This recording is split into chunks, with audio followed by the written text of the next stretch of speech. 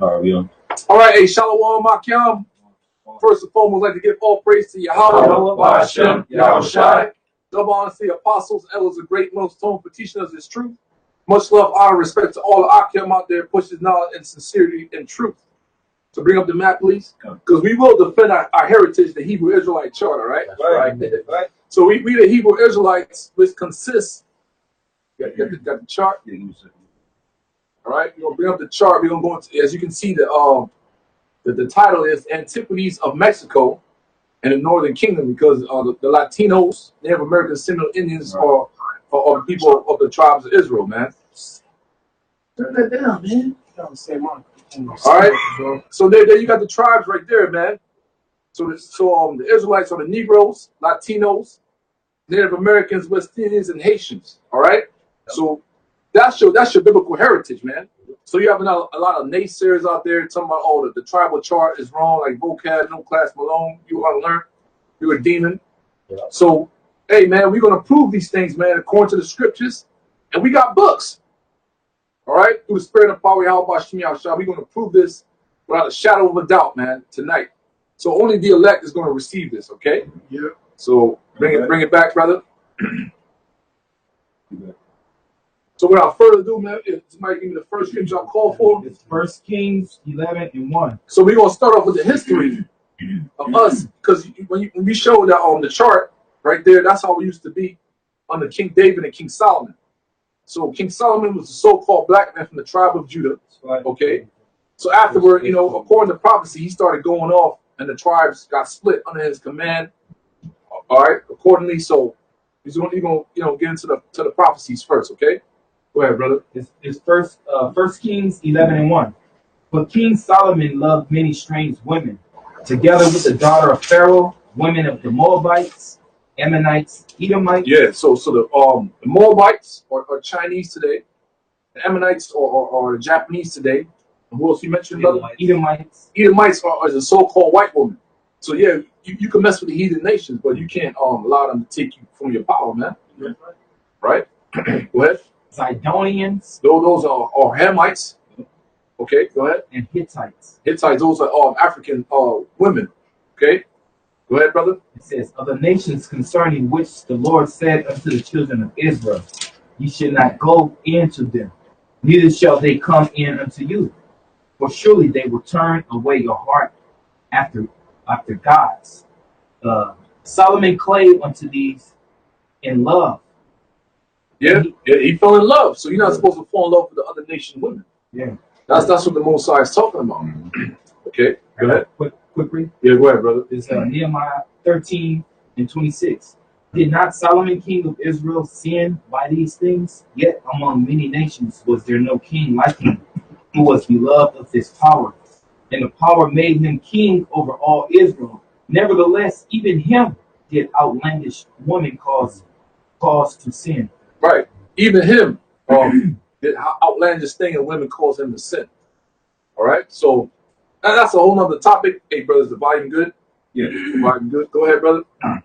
It says, and he had 700 wives, princesses, and 300 concubines, and his wives turned away his heart. So his wives turned away his heart, man. You see that? And it's going to tell you what he started to do. Go ahead. For it came to pass, when Solomon was old, that his wives turned away his heart after other gods, and his heart was not perfect with the Lord his power, as was the heart of David his father. For Solomon went after Ashtoreth, the goddess of Zidonians, and after Milcom, the abomination of the Ammonites. Amorites. Ammonites. Amorites, brother. No, Ammonites. It says it's Amorite. Well, Ammonites. The hell? It's all good. All right, well, hey. It's still heathen God. All right, hey, read it again. Because that don't make sense, because the Zidonians is an African nation. Amorites is Hamites. Yeah. So ours must be a misprint. But it's all good. So it's that's fucking sick. Hey, but we just figured something out new. Yeah. That's right. It says, For Solomon went after Ashtoreth, the goddess of the Zidonians, after Milcom, which was represent Molech, Yeah. the abomination of the Ammonites. Go ahead. It says, and Solomon did evil in the sight of the Lord, and went not fully after the Lord, as did David his father. Right. Go ahead. Then did Solomon build a high place for Chemosh, Yeah. Chemosh, the abomination of Moab. So that's the Chinese. So all the different gods he started worshiping is because of his women. Because he was a wealthy man, so he had nothing but time, and he started going up, man. Go ahead. It says, then did Solomon build a high place for Chemosh, the abomination of Moab, in the hill that is before Jerusalem, and for Molech, the abomination of the children of Ammon. Ammon are the Japanese. So he had Japanese women and Chinese women. All right. And likewise did he for all his strange wives, which burnt incense and sacrificed unto their gods. So he had 700 wives. Those wives are Israelite women, and 300 concubines. So those 300 concubines, he built all those women, their temples to worship their gods. Yeah. So that's a very terrible thing in the eyes of the Heavenly Father. Okay? Go ahead. It says, and the Lord was angry with Solomon, because his heart was turned from the Lord, from Yahweh of Israel, which had appeared unto him twice. Which had appeared unto him twice, brothers. All right? The big man himself, Yahweh, the supreme Yahweh, man. Yeah. Think about that. Okay? Go ahead.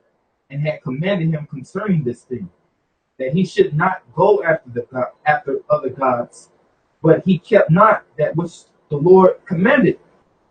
Wherefore the Lord said unto Solomon, forasmuch as this is done of thee, thou hast not kept my covenant and my statutes. So note this, brothers and sisters out there, this was supposed to happen. This is all fulfillment of prophecy, okay? Go ahead. Which I have commanded thee. I will surely rend the kingdom from thee, and I will give it to thy servant. So that servant is Jeroboam. So rendering the kingdom from him is dealing with all the 12 tribes.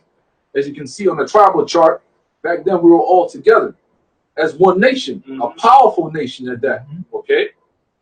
And the servant, and he's talking about Jeroboam, who was from the tribe of Ephraim. We're gonna bring that out, through the reading. Go ahead. Notwithstanding,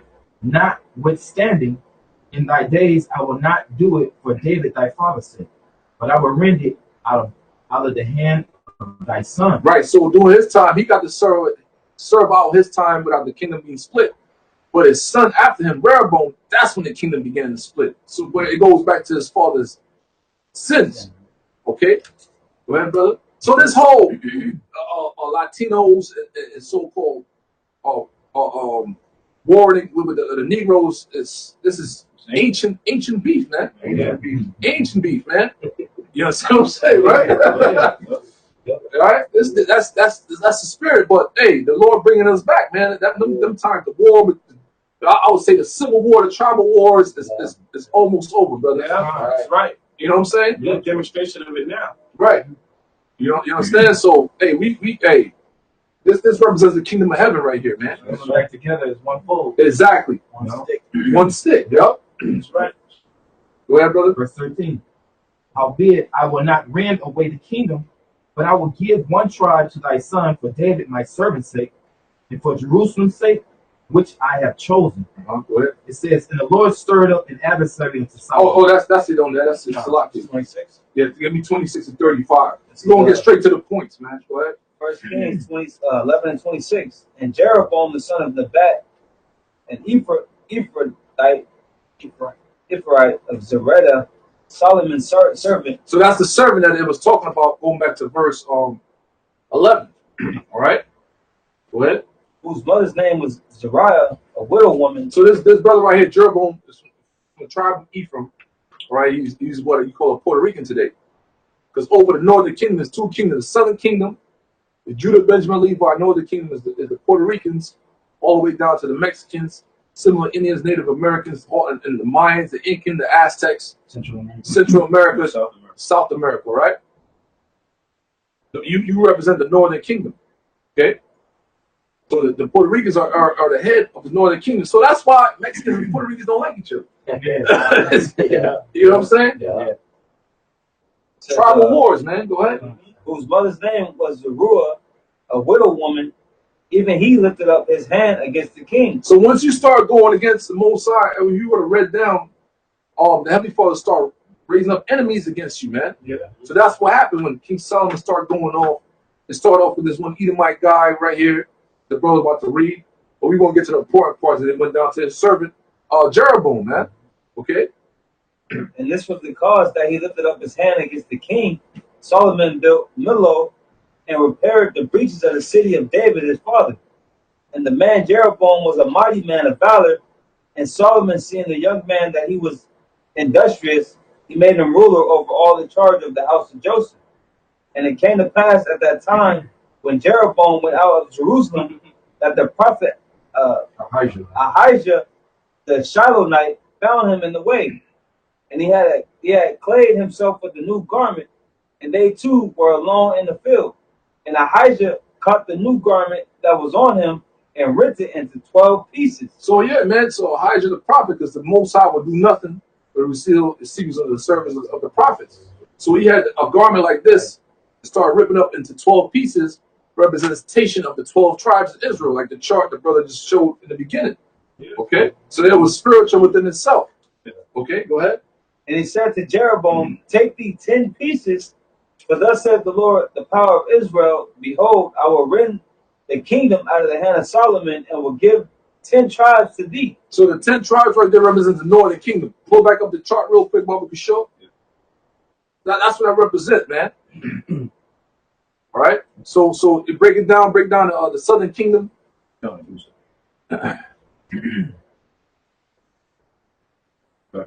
So go ahead, brother.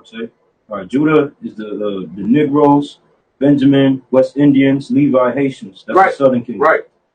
And then northern kingdom, you got Simeon, which are the Dominicans, Zebulon, which is the Central Americans, Ephraim, the Puerto Ricans, Manasseh, the Cubans,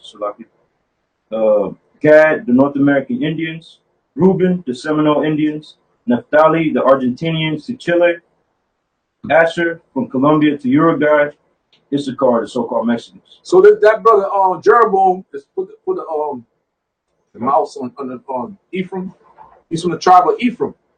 That's the head of the northern kingdom right there. Okay. So from Simeon on down represents the 10 tribes. Right. Okay. Because during the time of Jeroboam, it was only 2 tribes he had was his tribe Judah and Benjamin. Yep. Levi was the priesthood.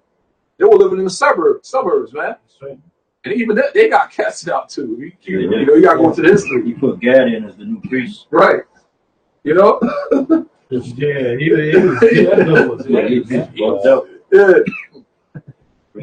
But it's all about prophecy being fulfilled, you know? Yeah. Yeah, that's what it is. Most High got the perfect dude for perfect prophecy. Yeah. Right, bro. Yeah. Yeah. It says, and he said to Jeroboam, take these 10 pieces, for thus saith the Lord, the power of Israel, and behold, I will rend the kingdom out of the hand of Solomon, and will give 10 tribes to thee.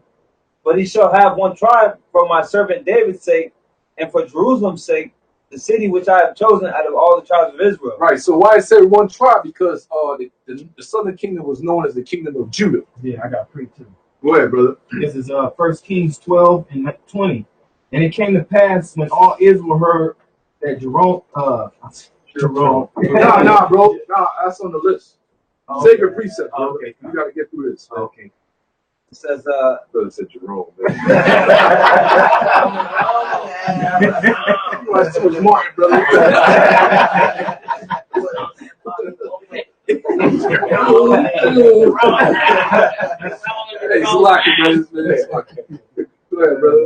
it says, because that they have forsaken me and have worshipped Ashereth, the goddess of the Zidonians, Chemosh, the god of the Moabites, Yeah. and Milcom, the god of the children of Ammon. Yep. And have not walked in my ways to do that which is right in mine eyes, and to keep my statutes and my judgments, as did David his father. Howbeit, I will not take the whole kingdom out of his hand, But I will make him prince all the days of his life for David, my servant's sake, whom I have chose, because he have kept my commandments and my statutes. But I will take the kingdom out of his son's hand and will give it unto thee, even 10 tribes. Right. There it is, man. Go to Salaki 36. And unto his son will I give one tribe, that David my servant may have a light always before me in Jerusalem, the city which I have chosen me to put my name there. Right. So that light, that's the mercies of David, man. So we under the mercies of David and the mercy and the blood of Yahweh Shai, man. You understand what I'm saying? Yeah, right. That's a show right there. Yeah. So what else I call for after that? First Kings chapter 12. First Kings chapter 12. So we, briefly go through the history, man. So that's how it started. That's how the beginning of the northern, the southern, and northern kingdom split. The split happened. Okay. So at this time frame, we were living in our land over there in Israel. All right. Yeah. So go ahead, brother. No. And we were the superpower in that time. No other nations could mess with us, man. Yeah. And during the time of King Solomon, that was the time of peace. Because his father, during the time of King David, was a time of war. And we put everybody to fight through the spirit of probably how about Shema with that King David, man. Yeah, right. All right, man. Go ahead, brother. Chapter 12, right? Yes, sir. First Kings chapter 12, verse 1. Stop at verse 21, please. And Rehoboam went to Shechem, for all Israel were to come to Shechem to make Shechem. to make him king. So Rehoboam is King Solomon's son. So when King Solomon died, and his son, came up to be the king over Israel. Okay, go ahead. And it came to pass when Jeroboam, the son of Nebat, who was in Egypt, heard of it, for he was fled from the presence of the king Solomon, and Jeroboam dwelt in Egypt, that they sent and called him, and Jeroboam and all the congregation of Israel came and spake unto Rehoboam, saying, Thy father made our yoke grievous. Now therefore make thou the grievous service of thy father, and his heavy yoke which he put upon us lighter, and we will serve thee. Right. So during the time before King Solomon passed away, started putting hell on the northern kingdom. Heavy labor and all that stuff. So, Spirit hopped on Jeroboam to talk to his son, like, hey man, since when your father did this unto us, man, make our servitude a little bit lighter, and we, it's all good. But look what's gonna happen. Go ahead. And he said unto them, Depart yet for 3 days, then come again to me. And the people departed. And the king Rehoboam consulted with the old men that stood before Solomon his father, while he yet lived, and said, How do you advise that I may answer this people? And they spake unto him, saying, If thou wilt be a servant unto this people this day, and will serve them, and answer them, and speak good words to them, then they will be thy servants forever. And that's what's going on right now. We got northern brothers coming in, man. Tribes coming in. We treat brothers good, man. We ain't treat them like shit. This shit gonna happen again, man. I was joking, man. You gotta show love to the brothers, man. Man, love, man. That's right? Go ahead, brother.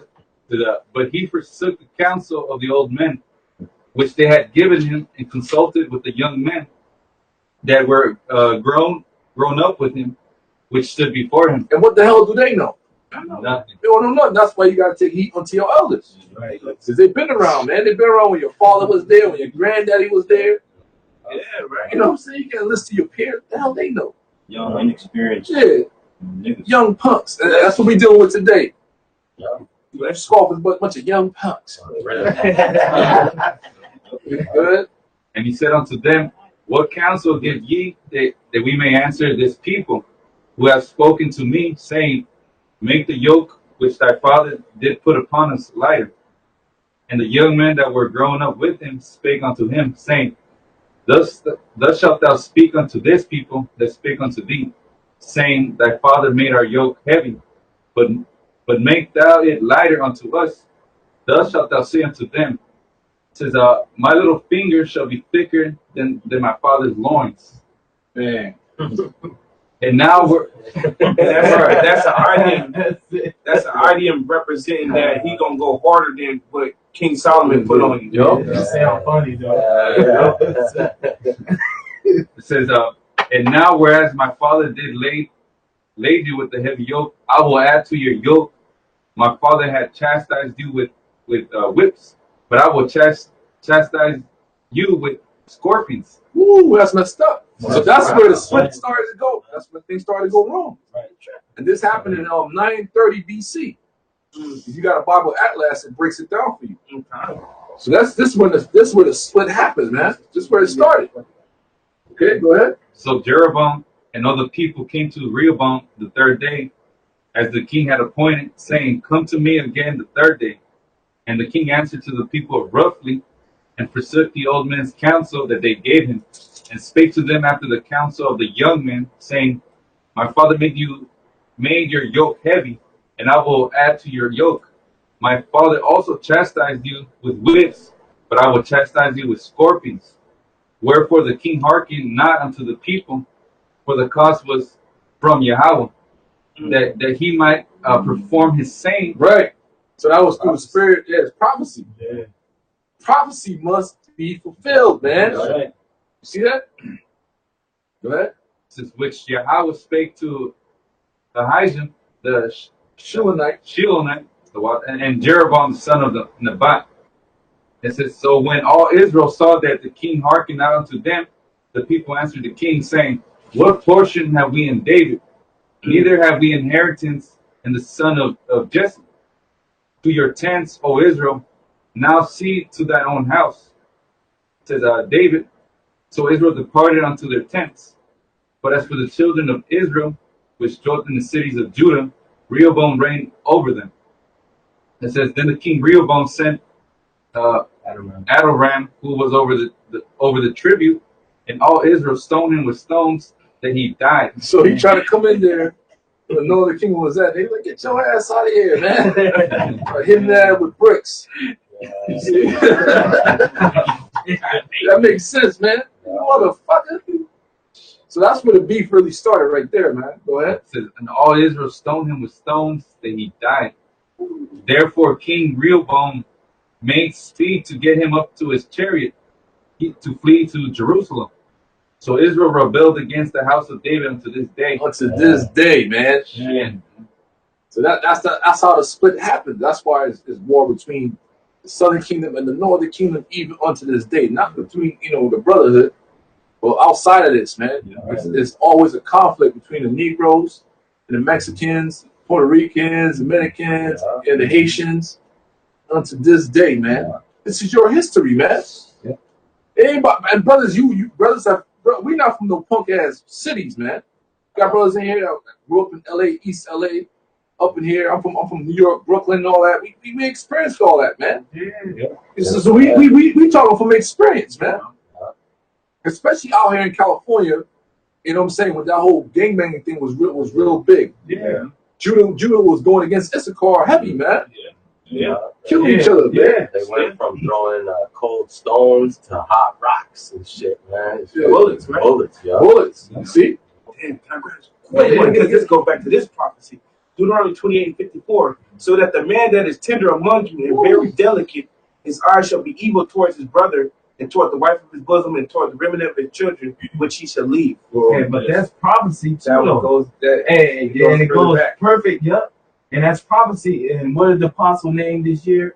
The year of prophecy, man. And Lord will, the year of prophecy, this year of prophecy, Judah and Issachar come back strong together, man. And we are here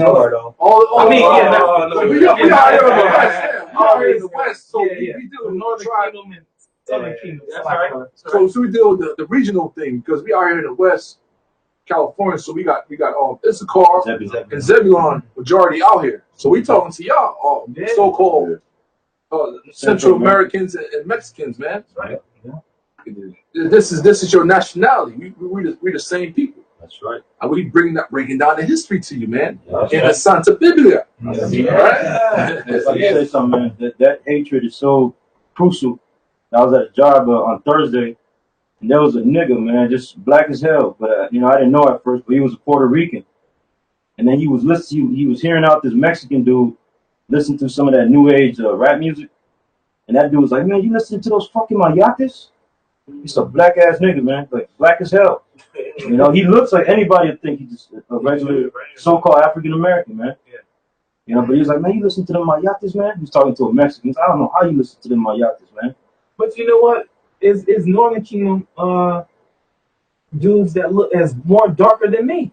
Yeah. That's more. That's what I'm saying. He was dark as hell, but he was a Northern Kingdom. That's what He was the brother Hispanic, said, bro. Yep. He was Hispanic, and he hated niggas. Talking about, you listen to them mayates? But he's a fucking mayate. Yeah, bro. I understand. Yeah, I understand that. The prophecy. Yeah, I mean, yeah, I understand that, but I'm saying like, damn, bro. You know what I'm saying? It's like He's bugged out, bro. Oh, cursed in the hole. Yeah, as dark as us, dark as but hell. yet calling us mayate. Bro, that's a demon, bro. That's a demon. That's the curse. That's the curse. Yeah. You got to laugh at him like, damn, man, you fucked up, bro. Yeah, that's all I can think. Good luck, bro. You'll wake up in the kingdom like, what the hell was that? What the fuck? Like that skit of Dave Chappelle. Black power. White power, yeah. David Bixby ass mother effers out here. That go back to Esau. Divide and conquer. Right. He find out they did that in Willie Lynch. Find out all the little differences and cause division. Man. Yeah, so let's finish that off. God, so it's back in 19. It says, so Israel rebelled against the house of David unto this day. So the house of David will be considered Judah, Benjamin, and Levi. Okay, go ahead. And it came to pass, when all Israel heard that Jeroboam was come again, and they sent and called him unto the congregation, and made him king over all Israel. And there was none that followed the house of David, but the tribe of Judah only. Go ahead.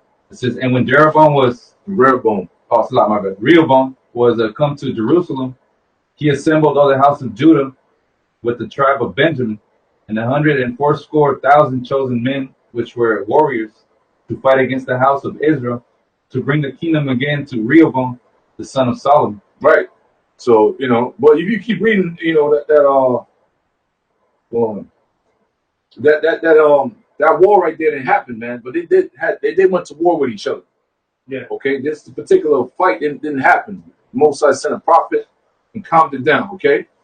So that's how the split happened right there, man. This happened around 930 BC. Yeah. All right, the BC era. So we're gonna jump from there and go to 2 Kings 17. I got it right here. Yeah, good. Whoever got it, bring it out. For verse 1. So, hey, start at verse 1 and stop at verse 18. So this is where the good stuff come in, man. So it's 2 Kings 17:1. It says, in the 12th year of Ahaz, king of Judah, began Hoshea the son of Elah to reign in Samaria over Israel 9 years. And he did that which was evil in the sight of the Lord, but not as the kings of Israel that were before him. Against him came up Shalmaneser, king of Assyria, and Hoshea became his servant and gave him presents. And the king of Assyria. All right, so let's break this down. So this is the northern kingdom right here. All right, and they got their asses whooped by the Assyrians, man, because of prophecy. Yeah. Because they start worshiping other gods, being very wicked today, Right. caught up in all types of idolatry. Yep. The scripture say Ephraim is joined onto idols, and it started because of Jeroboam with the golden calf and all that stuff. Okay. Hey, would it be safe to say this was like 200 years later? Oh, I don't know the time frame. It was about 726 BC. Yeah. Yeah. Yeah, 27. That's correct. Nebuchadnezzar. So yeah, you're right, brother. This is too fast forward now, 200 years later. That's right. Come on, brother. Shit was worse. Yeah, it got worse, man. Go ahead. Yeah, when it says he gave him presents, it means he was a tributary. Yep. So it says, and the king of Assyria found conspiracy in Hoshea, for he had sent messengers to the king of Egypt, and brought no present to the king of Assyria, as he had done year by year. Therefore the king of Assyria shut him up, and bound him in prison. Then the king of Assyria came up throughout all the land, and went up to Samaria, and besieged it 3 years. In the 9th year of Hoshea, the king of Assyria took Samaria, and carried Israel away into Assyria, and placed them in Halah, and in Habor by the river of Gozan, and in the cities of the Medes. Stop right there. Pull up the map, and somebody got to read it again. Well, when we pull up the brother gonna pull up the map. So we're gonna show you in the map where that dispersion of the northern kingdom happened. Okay. When you gave me, right? Hold on, brother. Yeah, make the map out. Yeah, there you go. The right way. All right. So the green spots is where you know what I'm saying. They can see it. Okay. So we're gonna show you the map, brothers. You can see it on the phone. Yes, sir. So I need somebody to read that again. And as they read it, you point with the mouse the different places. Okay. That they when they pull the northern kingdom and start placing them in the land of Assyria. Okay. Okay. All right. Go ahead. Read out verse 6 again. It says, in the 9th year of Hoshea, the king of Assyria took Samaria and carried Israel away. So Samaria is in the Middle East, Israel, our land. Okay. And the arrows will tell you they can give you that in the thing right here. Okay. Or where this right here, it breaks it down where they will put. You see, with the arrows, the different colors. Right. All right. So the green arrow represents the deported Israelites. The yellow, foreigners imported to Samaria. The purple looked like Syrian captives brought to Samaria. The red, Shalmaneser V and Sargon II's campaign. And the brown arrows is Hoshea's messenger. Right. So we're gonna deal with the dispersion of the Israelites. So read that, brother. It says, in the 9th year of Hoshea, the king of Assyria took Samaria and carried Israel away into Assyria. So point where Assyria is at is right there on the map, brother. So that area, so we got taken out of Israel and went to Assyria, another part in the Middle East. Right. All right. Go ahead. And placed them in Halah. So point to Halah. Halah should be one of the green spots. The green spots is one of these, bro. Halah is right there, brother. That's Halah. Yeah, the green spots. There it is. So the first dispersion, they went to Halah right there. Okay, go ahead. And in Habor. And in Habor, so Habor should be another one. It's another green spot to the right. Right. Yeah, that's probably Habor right there. That's something else. That's a lot. Ekbat Tana. Habor. Where's Habor at? Goes in, Halah, Kala. Habor. Where the hell is Habor at? Probably not on here. This one? I don't think it shows a lot. Yeah, they don't show Habor. All right. You say the next one, brother? And it says it placed them in Habor by the river of Gozan. So point to Gozan. So that's the second one right there. That's the third one. All right. But that's probably no, that's the media right there. It said by the river of Gozan, so Yeah. it must be in this area. It must be in that area. All right. Continue. It says, and in the cities of the Medes. So the city of the Medes is right here. So that's the last part right there. So that's where the northern kingdom tribes got scattered, and some of them are still over there unto this day, man. Yeah. Okay. All right. And you Northern Kingdom is dealing with deportation for Out of my sight. Out of my sight. Yeah, the Lord was the first one to deport you, man. Yeah. You know? Yeah, right. Oh shit, bro. Damn. Nah, paperclip deal with nuclear missiles and stuff. And scientists. No, Operation Wet Back. All right.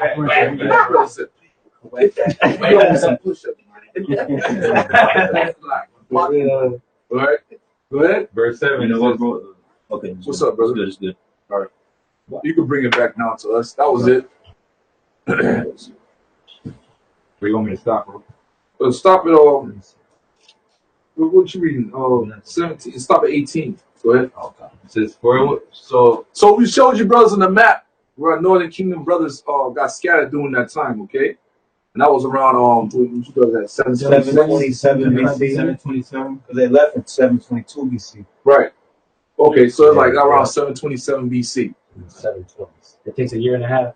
We're gonna go into it. Yeah. We're gonna break it down. Go ahead, brother. It says, for so it was that the children of Israel had sinned against Yahweh their power, which had brought them up out of the land of Egypt from under the hand of Pharaoh king of Egypt, and had feared other gods, So that's why you Latinos are into all the different idolatry and different gods and all that. Because start off with Jeroboam, crazy ass, he's worshiping golden calves and all that stuff. You got to read this on your own. We should try to give you. We here to defend our heritage, man. That's right. It's not a game. We believe, man. That's right. Go ahead. It says, and walked in the statutes of the heathen, whom Yahweh cast out from before the children of Israel and of the kings of Israel, which they had made. And the children of Israel did secretly those things which were not right against Yahweh their power, and they built them high places in all their cities, from the tower of the watchman to the fenced city. And they set them up images in groves in every high hill, and under every green tree. And there they burned incense in all the high places, as did the heathen, whom Yahweh carried away before them, and brought wicked things to provoke Yahweh to anger. For they served idols, whereof Yahweh has said unto them, ye shall not do this thing. So, hey, Latinos, you're a bunch of idol worshiping mother effers, man. So this is where it all started. Okay. Hey, another thing, they're making the idols. So how is it a power, man? Right. How are you worshiping something that you made? And great. You know what I'm saying? A power is something that is already there. It's already, you know what I'm saying? You making your power. So how is it? Solomon 14 right there. Yeah. You go all into that. It tells you if the idol falls on the side, can it pick itself up? Exactly. Yeah. And Baruch. Is that right? Baruch? Yeah. Hey, and it's that's the proof through prophecy in the scriptures who is the northern tribes. Because what other nation out of all the nations on this planet do that, man? Still to this day, man, the so-called Latinos make up fucking saints. Like right now, one's making one up. You know, right now, Saint fucking whatever, man. San whatever. You know, Santa Muerte, fucking San Diego, San Francisco, San fucking Fernando, San everybody, man. Fucking San Fulanito and shit, man. And they made a saint out of that soccer player. Bro, yeah. I was just thinking that. Oh, man. Man, Can I say something? Yeah. You brothers watch Narcos on Netflix. They made a saint out of fucking Pablo Escobar. It's right Yeah. Or Mandela. You can buy this. One of them dudes is a pinata in Vermont. Yeah. I think it's a Paul Best. Dude, you can buy them as a pinata. And they have they have the AK-47 as one of the idols because they say that it has the power of life and death. Yeah. Hey, silly, man. They also had this one incident with his family. They lost a son and they put him vomiting. You know how they do that. And they had him. They put vomiting fluid in him. And they had him in the living room. Had him in the living room. I And seen shit. that, bro. Right. I had on a rope like if he was like there still. Yeah, He just, you know what I'm saying? Some people crazy, man. That was it, damn money. That was it. Continue, brother. 13. Yet Yahweh testified against Israel and against Judah by all the prophets and by all the seers, saying, And then we all those prophets and seers coming back. We testifying against you and we educating your ass. Once again, this is the real education, man. It's for your own good. It's for your own good. Go ahead. it says, turn ye from your evil ways and keep my commandments and my statutes according to all the law which I commanded your fathers. So that's what we telling you again. Turn from your evil ways. Yeah. Right? The Lord's about to jack your ass up. There's going to be weeping and mourning and gnashing of teeth, man. It's not a game, man. Go ahead. And which I sent to you by my servants, the prophets. That's Lord willing. That's who we are.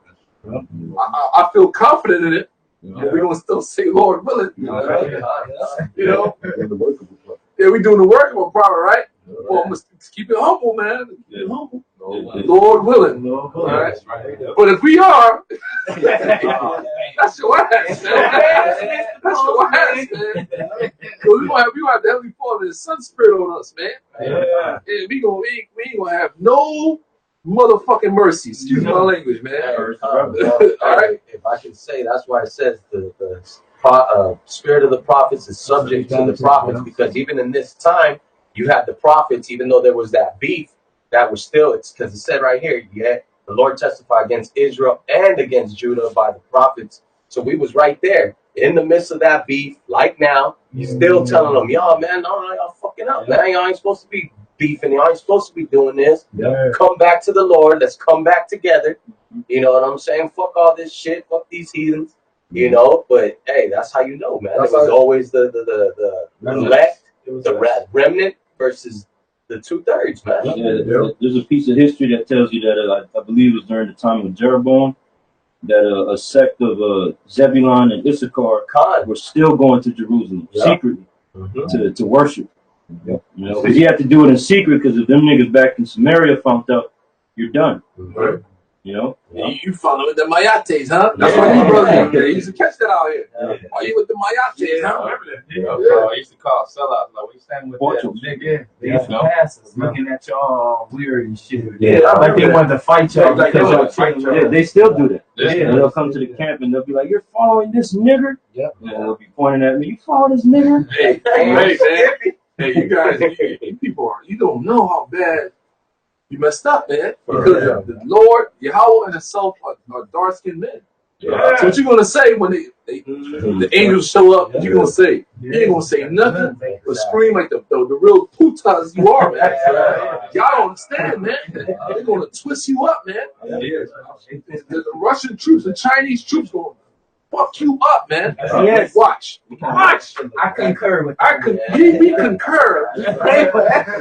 You gonna pay for that, man. This be like Madman spirit, none. And that's the spirit and vengeance of Yahweh Ba'Shem Yahushua, man. So let's get off topic. Let's get back, man.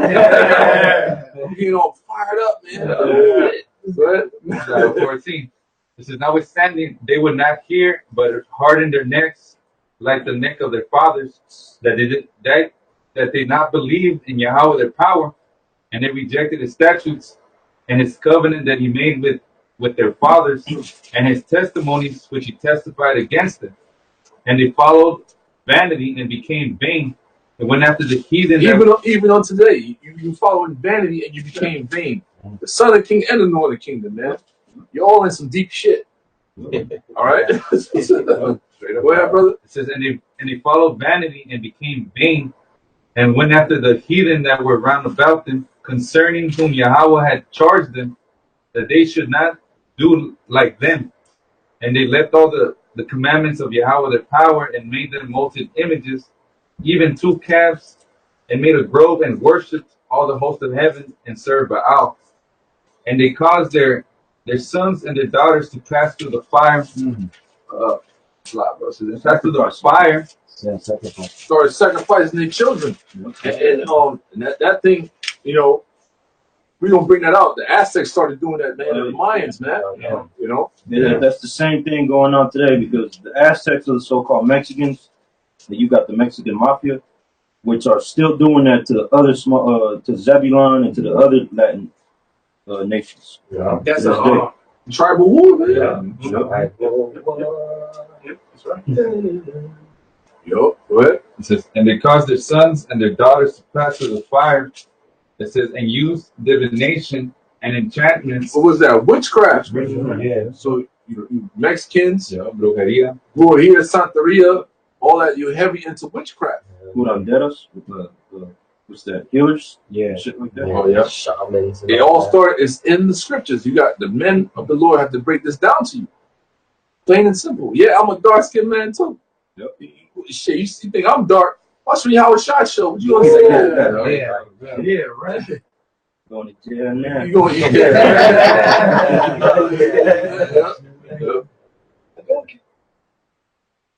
and used divination and enchantments, and sold themselves to do evil in the sight of Yahweh, to provoke him to anger. Therefore Yahweh was very angry with Israel, and removed them from his sight, and there was none left but the tribe of Judah only. And Judah kept not. That's it on that. So that time frame. So this is where they left. They left and they came over to the Americas, man. So we're gonna get that. Give me that second Esdras 13. Hey, bro, real quick, if I could get to verse 24. Oh, okay. Go ahead, brother. It says, and the king of Assyria brought men from Babylon, and from Cutha, and from Ava, and from Hamath, and from Sepharvaim, and placed them in the cities of Samaria instead of the children of Israel, and they possessed Samaria and dwelt in the cities thereof. You know, so the whole land got given away, and they put these heathens in there. It's even going forward into the time of Yahushua. Right. Those were those Samaritans, those so-called Ethiopians, man. Matthew, you got that one? Yeah. Go ahead, Matthew 10:5. These 12 Yahushua sent forth and commanded them, saying, "Go not into the way of the Gentiles, and into any cities of the Samaritans, enter you not, but go rather to the lost sheep of the house of Israel." Right. Large bulk of the Israelites that were living there, they got deported. You know, generations before that.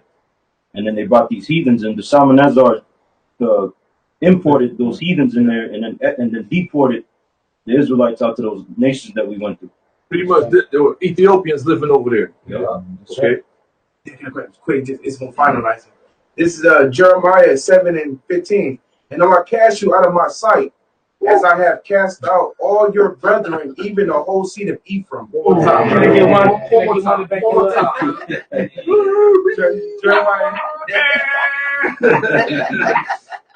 Jeremiah 7:15. And I will cast you out of my sight, as I have cast out all your brethren, even the whole seed of Ephraim. Damn. Can I get one back? Let's go. That's the last one. Deuteronomy 31:17. Then my anger shall be kindled against them in that day, and I will forsake them. I will hide my face from them, and they shall be devoured, and many evils and troubles shall befall them, so that they will say in that day, "Are not these evils come upon us, because our power is not among us?" And I will surely hide my face in that day for all the evils which they shall have wrought, and that they are turned unto other gods. Right. So that happened to us. If you go start with the Greek, well, shit, all our captivities, man. Yeah. Pretty much. The whole night. You know what I'm saying? But the Heavenly Father started, had his prophets, and we got helped out doing different. That's a whole nother topic, man. But that's dealing with really right now, man. You understand? Yahweh's not dealing with us. It's Yahweh Shah we got to go through. Right? So let's get back, man. 2 Ezra chapter 13, verse 40.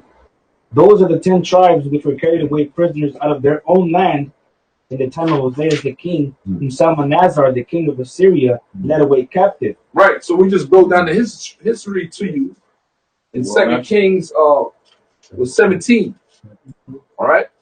So the 10 tribes deal with the northern kingdom, Latinos, similar Indians, and Native Americans. Okay, so-called. Okay, go ahead. And he carried them out of the waters, like out over the waters, and so came they into another land. Right, that's the land of Assyria. Okay, go ahead. But they took their counsel. So we showed you that map earlier. Go ahead. But they took this counsel amongst themselves, that they would leave the multitude of the heathen and go forth into a further country, where never mankind dwelt. Not land, country. Yeah. All right, go ahead. Where never mankind dwelt, that they might there keep their statutes, which they never kept in their own land. And they entered into Euphrates by the narrow passages of the river, where the Most High then showed signs for them, and held still the flood till they were passed over. Stop right there. You got the map up already? Yeah. Break that down, Pt1, brother. All right. Second. All right. Can I read that part again? Yeah. That's it. Can you see the map? Yeah.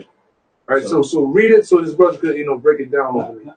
It says, and they entered into Euphrates by the narrow passages of the river. Which this is the whole outline that you brothers see in the red. That's the Euphrates. Go ahead. For the Most High then shewed signs for them, and held still the flood. Right. So they traveled from the Euphrates River, where the mouse is at. Went through, I believe that's let me see. Let me confirm what that's the Persian Gulf area. Yeah, it came through right here. Right. Yeah, you're right. The Persian Gulf area. Went around, came under the Horn of Africa, right, and went down under Africa. And the Lord was holding the basically the violent waters. Yes.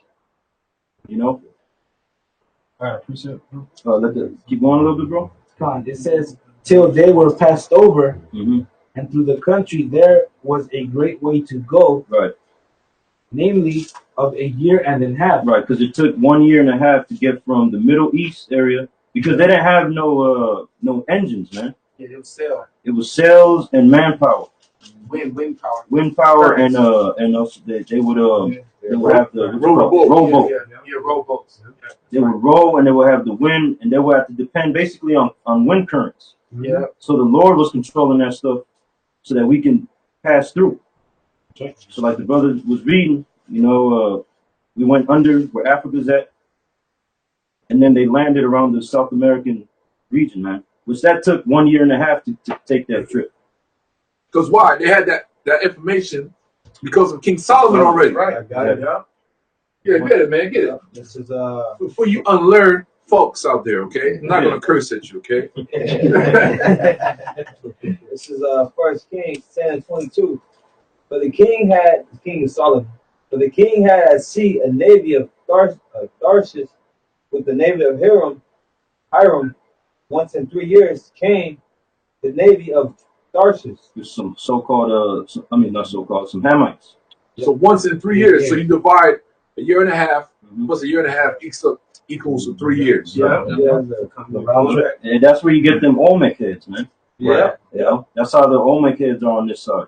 Right. Because them Hamites were coming. Them Olmec heads look like Hamites, man. Yeah. It says bringing gold and silver, ivory, and apes and peacocks. That's it on that. Because that's a whole other topic right there with the apes and all that. So, Jake would try to use that. That's dealing with New World monkeys, okay? Mm-hmm. Gold, they were bringing gold, which on this side of the world, you had places called even El Dorado. You had cities of gold on this side. Yeah, they got a movie on that. Yeah. And I want to say something too, man, because niggas like to say the whole Northern Kingdom got on the boat. No, man. It was like a remnant of a Northern Kingdom. It wasn't a whole entire, every single last one. There was a bulk of them, There was man. a bulk of them, man. What proved that? During the time of Yahushua, Asherite. you had the Asherite lady. Yep. That's there. That was here. That was here. So if you had an Asherite, that means you had Issacharites that's still on that side. Gadites. Tobias. Yeah. Because dudes, them dudes that fell out talking about how can the whole Northern Kingdom come in one boat? You're stupid as fuck, man. Hey, man, the whole Northern Kingdom could come here on a boat. It could just be 10 of us, man. That's the whole Northern Kingdom right there. Man. One white piece. 10 dudes, 10 females. That's the whole, you know what I'm saying? Yep. Nah, brother. I got a lot of info, man. All right, continue, bro. It says, namely of a year and a half, and the same region is called Arsareth. It means unknown land, all right? The New World. Yep. Then dwelt they there until the latter time, and now when they shall They be dwelt there until the latter times, man. Until the last days. Yeah. You know? Right now. It says, and we finished the last part. Then dwelt there unto the latter time, and now when they shall begin to come. So the they that shall begin to come is dealing with the southern kingdom, Judah, Benjamin, and Levi. So-called Negroes. So-called Negroes, West Indians, and Haitians, man. Facts! Yeah. So, brothers, let's go, brother. Antiquities of Medico. Let's go. All right. So we got some information through the spirit of Papa Yahweh Shimei Shai and the elders of GreatMillStone, because they brought out the information about the antiquities of Mexico. All right. They'll bring it back to us on the show. So we have to print this out. We have to print this out because these books are hidden away in a PDF file. We got enough information as we can. Can they see it? Yeah. All right, we got enough information. We print this out through the spirit of Paul Yahweh Shimei Shai, my brother here, Dawadah, because we got this information from the elders of GreatMillStone. If you try to get the actual books, you can't get it. Yeah. It's the Vatican has a hold on this. Yeah. Different museums in Europe that the average Negro, Latino, Native American can't get to. So we highlighted some stuff, and we're gonna show it to you, brothers, man. We're gonna read along with it, man. So I can get right here with you. All right. Hey, can you sit right over there, bro? Sure, brother. Slide over, brother. Slide. So we make sure this is in order. Scriptures, brother. All right, so you can pull that information up. So we're going to get to the good stuff now. We gave you the history. And this is only for the elect. If you can get it, receive it. If you can't, I don't know what to tell you. So, no, go find the one. A very remarkable presentation of the 10 plagues. No. We're going to lead to something else. Yeah, you pass it. Go back. Yep, sorry. Yeah. Okay.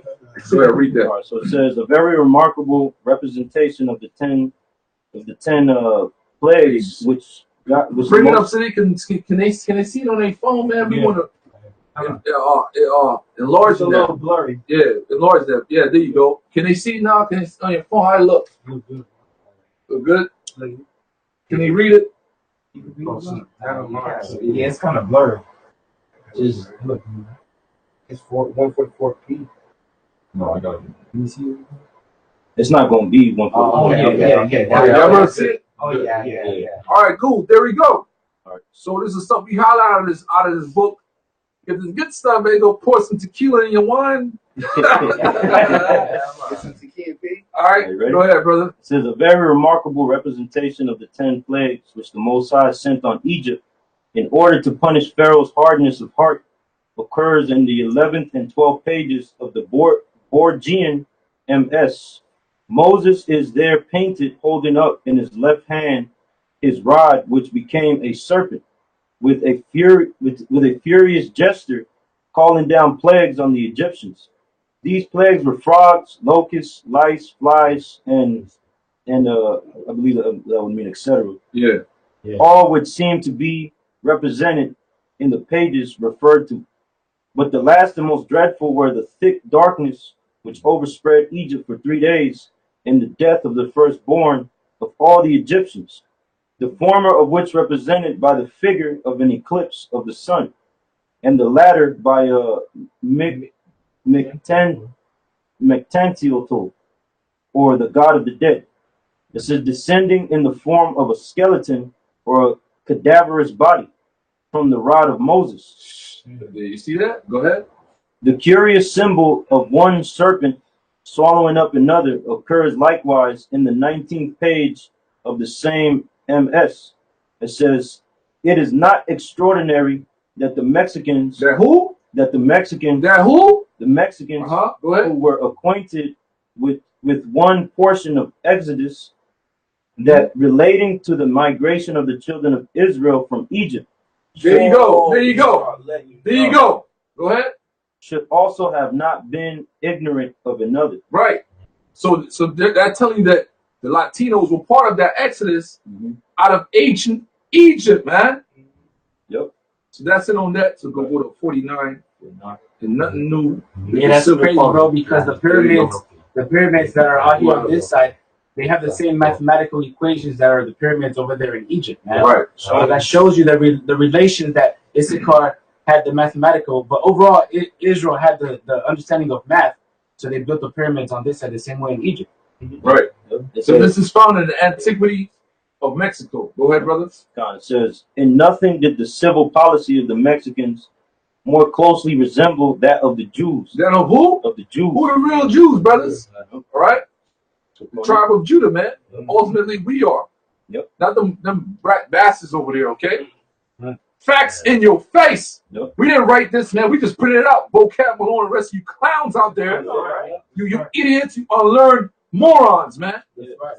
Go ahead, brother. In nothing did the civil policy of the Mexicans more closely resemble that of the Jews. Civil law.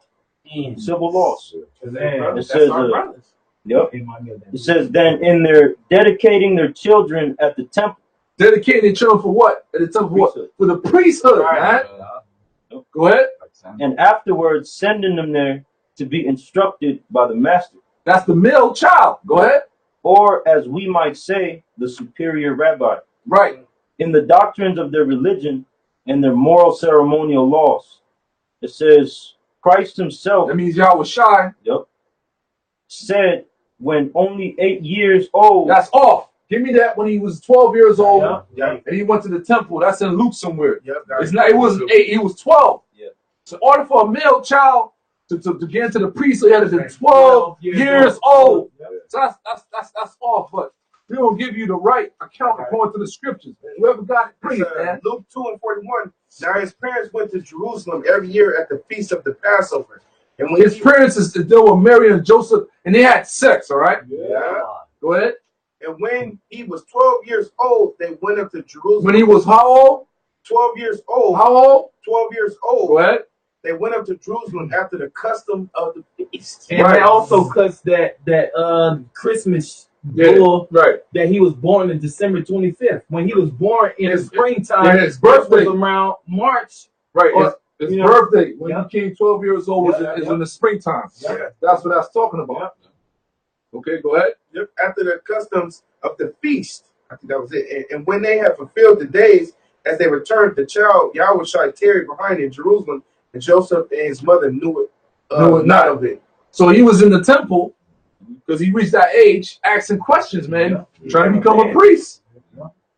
All right, get back, brother. Let's read that again. Yahushua. Yep. Yahushua himself is said when only 12 years old, saying it right, 12 years old, to have gone to the temple at Jerusalem. Oh, whoa, that's the scriptures. Go ahead. And disputed with the rabbis. You get that real quick. It's further down. Yep. This and when they had it's called the scripture again. Luke 2:44. But they supposed him to have been in I think it's a little bit down. 46. Luke 2:46. And it came to pass that after 3 days. No, it's like take your time, brother. It's all good. It's somewhere in there when he was they found him, but he was having conversation with the doctors and. Oh yeah, got it. It's 46. Luke 2:46. And it came to pass that after 3 days they found him in the temple, sitting in the midst of the doctors, both hearing them and asking them questions. So he's not dealing with doctors today. It means doctors of the law. Rabbis, man. Okay, go ahead. Yep, that's right. And all that heard him were astonished at his understanding and answers. And when they saw him, they were amazed. And his mother said unto him, Son, why hast thou thus dealt with us? Right, that's it on that. Yep. So I just want to prove that point. Go ahead, brother. Right, it says, and disputed with the rabbis, listening to them and asking them questions. There you go. We just gave you the scripture, okay? Go ahead. Whence it may be inferred, as they could not have known that he was the Son of the Most High, since general publicity was not given to that circumstance till many years afterwards, that it was customary for the priests and rabbis to teach children who came to the temple by discoursing to them the matters of Jewish faith. Wow. So who the real Jews we are, man. Right? So get the next slide up. Which one you got? This one? The doctrine. Yeah, so that's a continuation of the Jewish faith and doctrine. So we're going with the doctrine, okay? All right. So it says doctrine, Jewish faith and doctrine, and that it was also a custom for children perpetually to serve in the temple. We know from the history of Samuel, who waited on Eli, the high priest. Right. That's another, that goes back to the book of Samuel, man. Go ahead. Of whom it is said in the 18th verse of the 2nd chapter of the 1st book of Samuel. Wow. Right there for you, man. Go ahead. But Samuel ministered before the Lord, being a child, girded with a linen ephod. It says, Torquemada says, so which was one of them Spanish scholars, whatever. Go ahead. Okay, so Torquemada says that the ceremony of the dedicating of their children to the military profession was likewise a religious one, and that their names were registered at the temple by the priests, that when they attained a fit age, they might be compelled to go on military service. Amongst all the Jews, amongst the Jews, all wars, not excepting their civil wars. Because we fought them on ourselves, we gave you some examples with that. Go ahead. Bore a religious character. For even in civil war, right must exist on one side.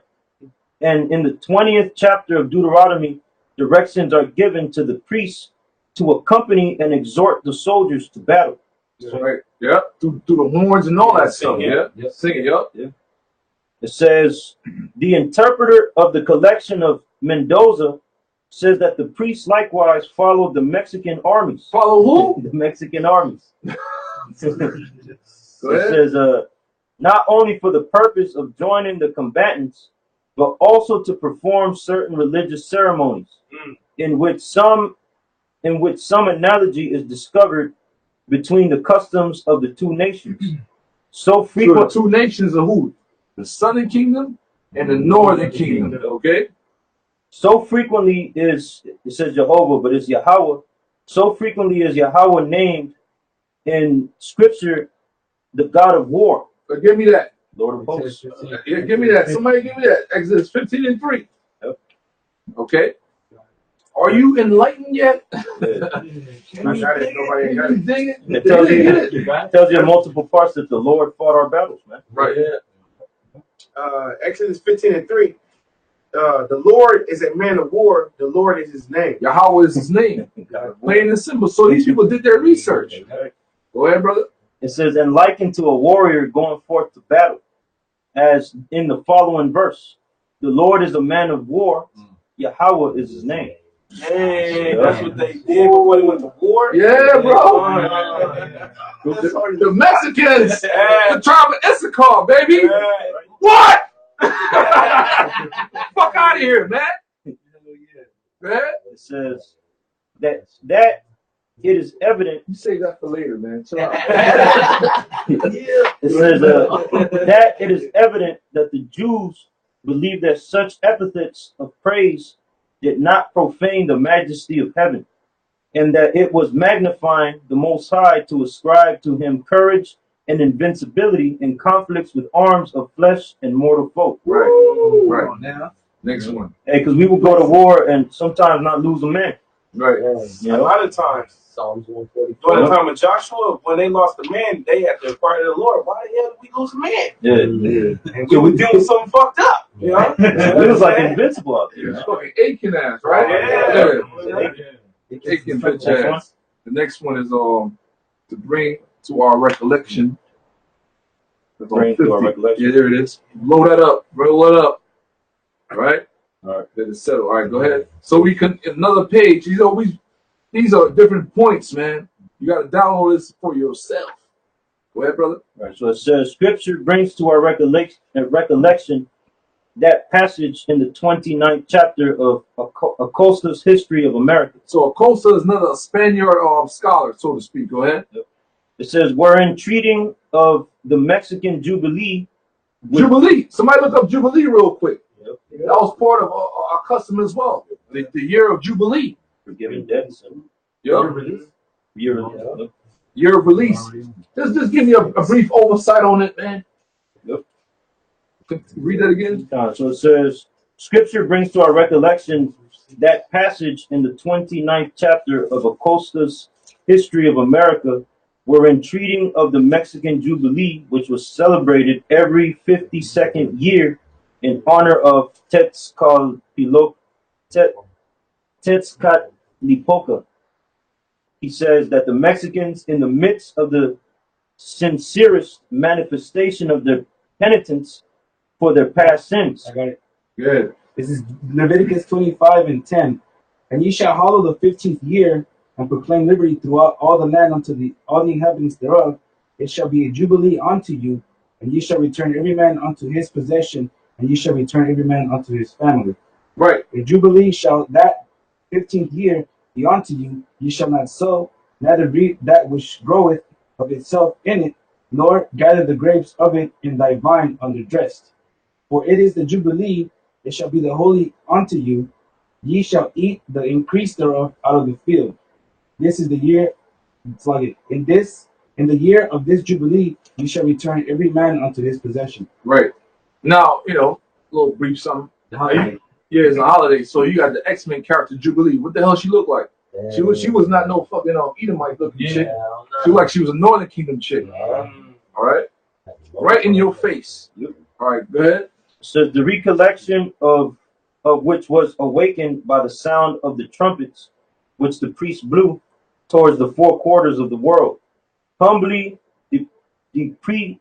deprecated injuries from either darkness or the winds. All right, that's it on that. So they celebrated Jubilee. So they had them different laws, man. Yeah, they had the customs. They had the customs, man. The next one, it says in everything relating to the treatment of their children. Yeah, when you read, if you read verse 9, it tells you that Jubilee took place on the Day of Atonement, which is a forgiveness of sins. Right. All right. So it says. So we jumping ahead now in this book. Go ahead. It says, in everything relating to the treatment of their children, even in their mode of punishing them, the Mexicans resembled the Jews. Who? The Jews. Yep. Go ahead. As sterility was reckoned by the Jewish women a great misfortune. Hey, what's going on today? These Latinos love having children. They don't give a fuck. They tell you, yo, you're gonna make a life for me. All right, I'm giving you this pussy. I want some kids. Facts, man. Facts. Because esteril means to be barren or not having the capacity to give children. Right. So that's a no-no, man. We got Iskarites in the house. They know. They know. I got an Iskarite baby mother, man. Oh, fuck. She told me you're gonna make a life for me. Well, that's personal shit. Go ahead. And they made vows at the temple to obtain children. That sounds like Samuel's mother. Yep. Right. And Samuel's mother. Yep. She made a vow. You know. It says, and they made vows at the temple to obtain children. So the Mexican women considered it a great reproach to be without them. So that's why you see a lot of Iskarite women with a lot of children, man. Yeah. That's part of the custom. Yeah.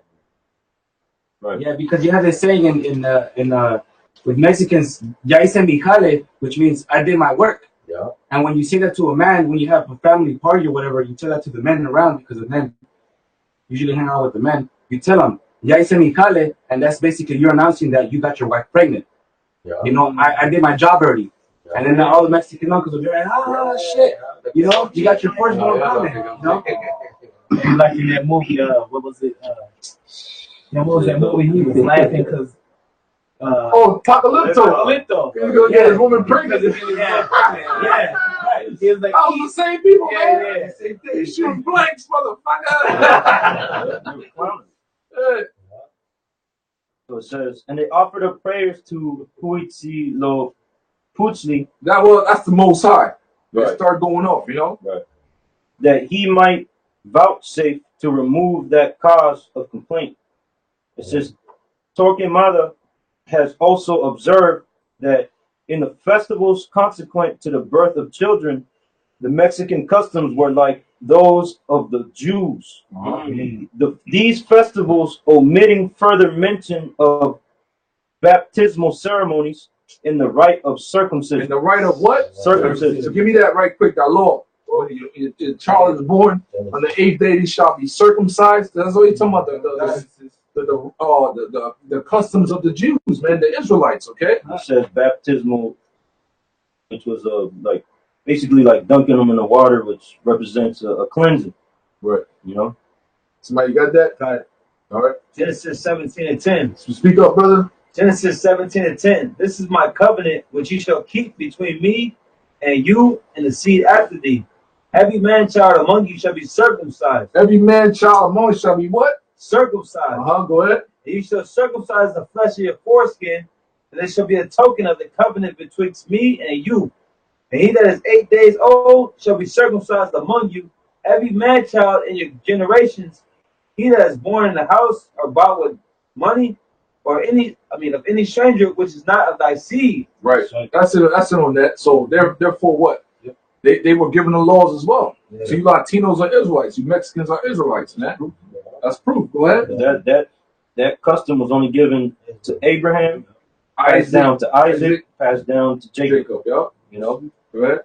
It says, both which it may be presumed on the authority of very eminent writers were in use amongst the Mexicans, took place on naming the infant and afterwards on it being weaned or removed from the breast and were celebrated by invitations of guests to an entertainment. That's what happened when Yahweh Shai was born. You got that? I got a precept. Go ahead, brother. This is Acts chapter 7, verse 8.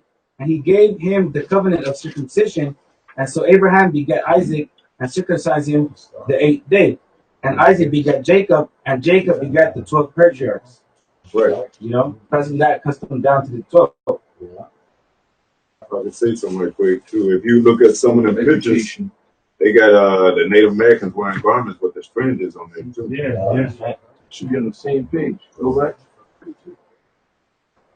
All right, hold on. We gotta find something else, man. All this and everything.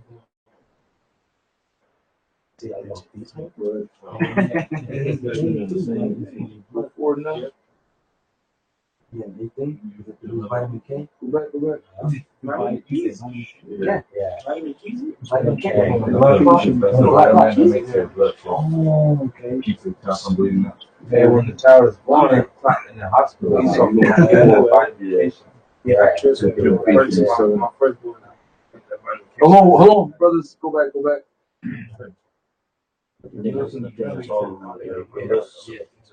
No. So, maybe. But I got it. Okay, there you go. Here it is. All right, go ahead. All right, so it says, the education of children commenced among the Mexicans, as with the Jews, at an exceedingly early age. Keep in mind, we are the real Jews, not them people over here in Israel, okay? That's right. Right? At the first thing which they taught them was to honor the gods. Which is Yahweh Shem Yahweh Shai, the Alahayim, okay? The powers, okay? It says, on which customs, Torquemada remarking says, I likewise wish it to be noticed that the devil commanded amongst his vain Indian people that the first thing a father bid his children do should be to love and honor their gods. So that's part of their commandment, man. That's the first That's commandment. the first commandment. So that's what it's saying. They put devil in there and all that. No. We were given the commandments, all right? To go to them scholars didn't understand everything. Yeah. Right. So the next one is the Mexicans will appear closely to have imitated. That was burned off still. Yeah. They burned off. That's the priesthood. The underlying part of the priesthood. Well, I never seen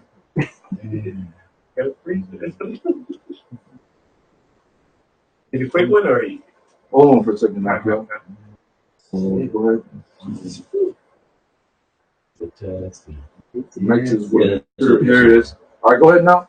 All right, so it says, the Mexicans would appear closely to have imitated the example of the Jews, and the same may be said for the Peruvians. So what tribe is the Peruvian from, brothers? Who? Asher. From who, brothers? Asher. Plain and simple, right? So you're dealing with Central America, and now you're dealing with South America. Yeah. Shut your ass up, man. All right, go ahead. Yeah, and it is dealing with Central America because the Aztecs were like the regional power of that whole area all the way down, man, to Central America. All right. So it says the Mexicans would appear closely to have imitated the example of the Jews, and the same may be said of the Peruvians. This passage is also interesting from the mention which it makes of the churches or temples. It says parishes, in particular images like those of patron saints. Patron saints. Mm-hmm. Patron saints, ball saints.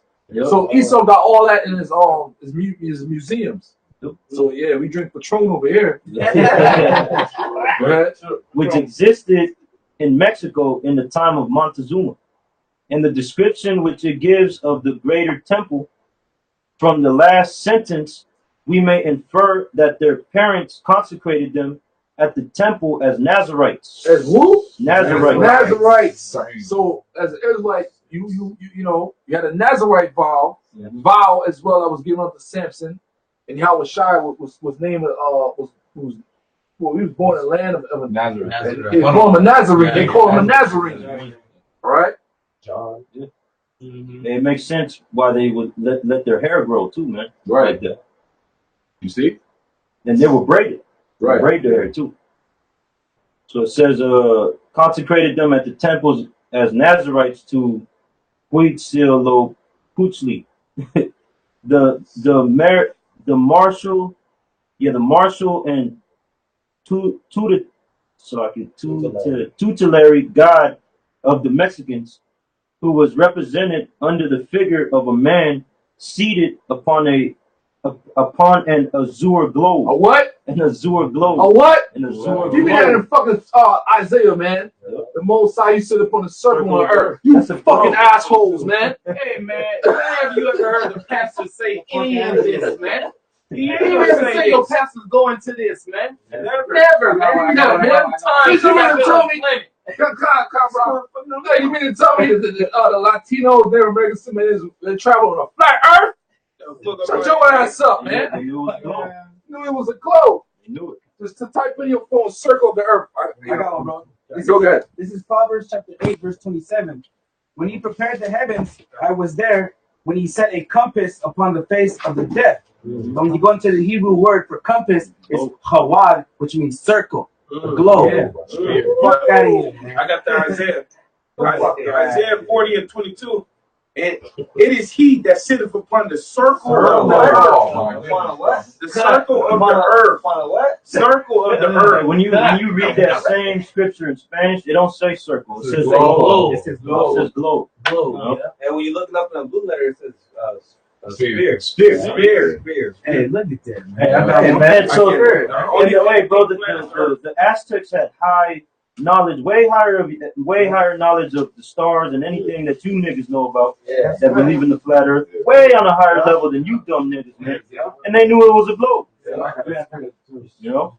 Even the Aztec calendar is what? A circle. It's a circle. Everything on circle represents perfection. Anything flat is whack. You don't want to play with a flat ass. Flat ass. You don't want to SpongeBob. Flat tires. I got a quick free. Quick free.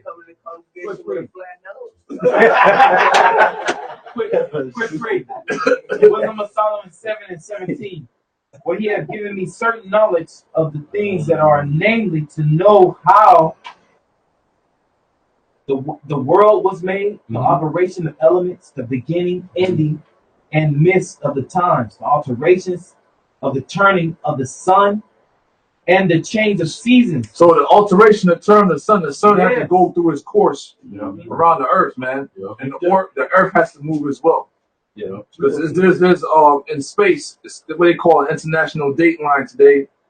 Half the part of the outer space is always dark. Another part it has an illumination. So the earth moves between that, man. So when the sun moves in its course on one side, it's daytime, and it moves another side of the planet. That's why in Japan right now it's daytime, and there's a day ahead.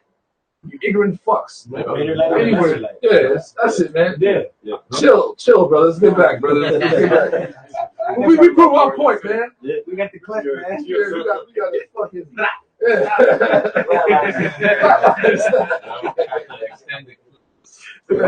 So it says, scattering forth arrows from his right hand, to whom or to Tetzatipoca, Herrera must allude in the following passage of the 15th chapter of the second book of his third decade. The Mexicans, notwithstanding, confessed a supreme God, the supreme Yahweh, the Most High. It says, the Lord and framer of the universe. The brother just said it. You just read that precept. Yep. What tribe you from, brother? It's a car. Damn right. What the word Mexican mean, brother? Anointed. He's anointed. Mashiach. What the hell you pointing at him? I thought you wanted to bring it up.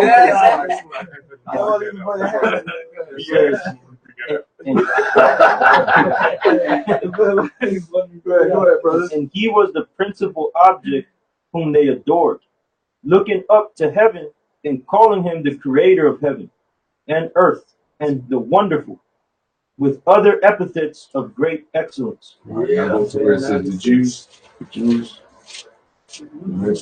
El Supremo Moreno. There it is. All right. So it says, the Jews were likewise accustomed to strew the temple with branches of trees, and to keep the courts and pavement of it swept perfectly clean. And women seem sometimes to have occupied themselves in this manner out of a deep sense of devotion to Yahweh, and in performance of particular vows. Hey, that goes back to, you know, though when we had a priesthood, we kept the temples very clean, man. Sanctified. I'll go over what it says in interpreter. Yeah, here it is. So it says the interpreter of paintings contained in the larger Vatican. Yeah, so all the paintings and all that is in the Vatican, man. All right. Go ahead. It says the interpreter of the paintings contained in the larger Vatican, MS, says that light was obliged to be always kept burning in the Mexican temples, and instancing this and other traits of resemblance between the Mexicans and Jews. He shortly afterward adds from all these circumstances. As from all these circumstances, blow it up, all right? The fact that is plain and probable that this nation, that this nation descends from the Jews. What more you want? Go ahead. Since all the ceremonies of this chapter are, as it were, according to the text of Leviticus. The text of what? Leviticus. We're going to defend the 12-tribe chart up in here. All praise Yahweh, Shai, double house of the apostles and elders, man. Yeah. Go ahead. Such as the people should not touch the holy things. And again, as in Exodus, that light should be always in the temple, and incense, and the trumpets, and the sacred vestments. How strict was the injunction against the Jewish laity being allowed to touch the holy things, and what dreadful vengeance they might expect in case of disobedience to this command. You know, like that example when Aaron's sons? No, I was gonna say when that Jake had caught the what's it called? Which one? Man, the name of it. The priest used to carry it to war. The Ark of the Covenant. Yeah. You know, when he had caught the Ark, and he got put to death. Uzzah. You know, so there was a judgment for touching a sacred thing. It goes back. Also, dealing with the sons of Aaron, Eleazar was the one that survived, but his first two sons got put to death because they didn't follow the order. No, that was Eli. You talking about Eli? No, I'm talking about Slide. Aaron's first two sons. Slide. You're right, brother. Slide. The Lord put their ass to death because they didn't follow the order on how to deal within the priesthood. Exactly.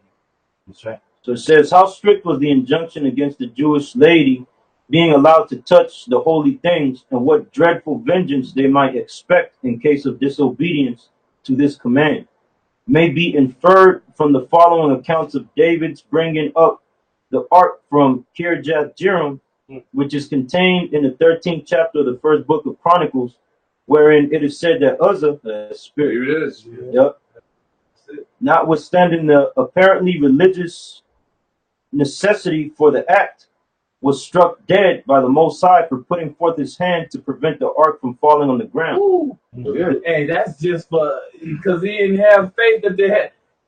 Hey, you think that the Heavenly Father gonna let the ark just fall on inside like that? From fulfillment of prophecy. You know what I'm saying? Fulfillment of prophecy, man. You know, he got struck dead right there. Just those things are written for our learning. That's all that was. He probably had good intentions, you know. It's kind of like when you drop something on your hand. Oh shit! He didn't have good intentions. That's all he had, bro. He did it. He didn't do it. He had dress code.